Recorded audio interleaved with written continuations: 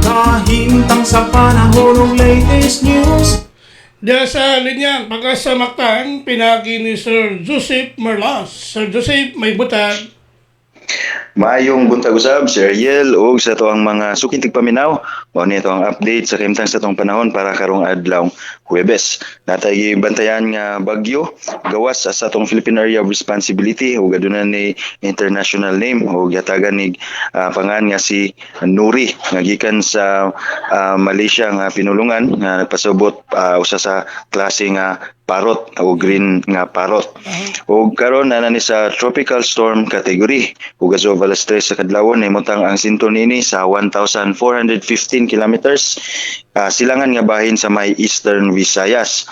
Yang general movement is pasilangan pa amihan ng silangan nga nagipaspason nga 10 kilometers per hour. So naglihok ni anam-anam papalayo sa ato ang landmass. Ug wala ra tay nakita o ini senaryo nga makasud pa sa atong Philippine Area of Responsibility o PAR ug wala ra say direktang epekto sa panahon sa atong nasod. Yang trough o hinungaw mo'y nakahatag og mga pagpanagom ug tas nga tsansa sa mga pagulan diha lang sa may Dinagat Islands ug Surigao del Norte. Silang bahin kining amihan o northeast monsoon mo'y nakaapekto sa Luzon, ingon man diri sa Kabisayaan. Musud sa 24 oras ang tibuok Visayas lakip ng probinsya sa Sugbo makasinati ta aning generally fair weather condition adunay kasarangan ug gayon init nga tempo sa panahon. Medyo ubos atong tsansa sa mga pagulan ug kung naman kini mga pipila mga patak-patak ug mga lumalabay. So karong adlaw ug in the next 3 to 5 days wala tay paabot ani mga lukop ug mga magdugay na mga pagulan tungod kay ang weather system nga nakaapekto nato kining amihan o northeast monsoon nga nagdala og medyo uga nga hangin. Gani tibok gabi apil na karong mga oras wala nakita na mga pagulan sa bisan sang bahin diri sa Central Visayas. Kung naman ubos dili ra magdugay o kung naman. Ang continuous monitoring gyapon ta ni ato mga possible issuances sa mga thunderstorm advisories o dito kamuntan atong timo pasulabi ning init sa adlaw magdatag payong panangga. Aning direktang init sa adlaw ug mag-inom ta og igo o daghan na tubig para malikayan ning dehydration. O para sa kimtang sa tong hangin ug kadagatan ang silangan nga bahin sa Kabisayaan adunay kasarangan ngadto na sa kusog nga hangin nga gikan sa amin ang silangan ngadto na sa aminan ang kadagatan kasarangan ngadto na sa Buluron ang kahimtang.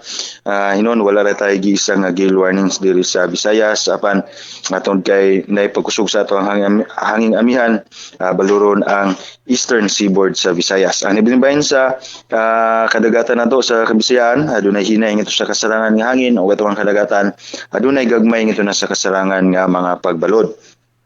Sa Cebu atong dagat mohunas ni sa alas 7:05 karong buntag nga gimabon nga 0.3 meters, motawag ni sa alas 3:15 sa hapon nga gilawmon nga 1.2 meters.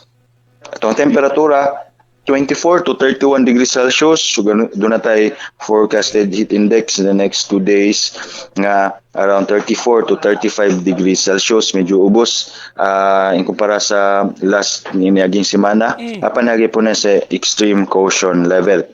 O atong nga adlaw na ay pag subang sa alas 5:53 sa buntag ug mosalop niyon yang alas 5:55 sa hapon.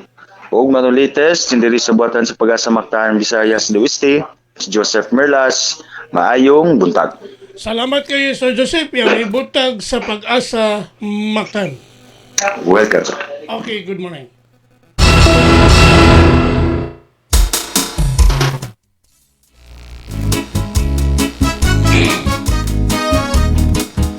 Inyo gadabate gatong dagan sa kahimtang sa panahon nining adlaw nga Huwebes pizza 12 bulan sa Marso tuig 2026.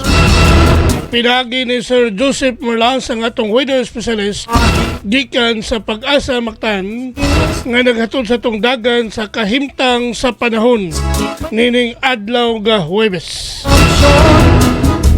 Salamat kayo ni Sir Joseph Merlas ug mayong buntag kanatong tanan.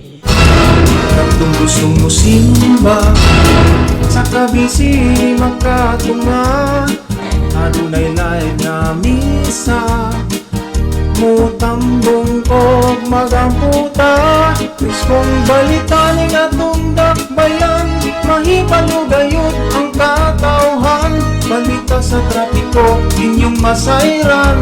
Sa Lapu-Lapu City TV News, #1.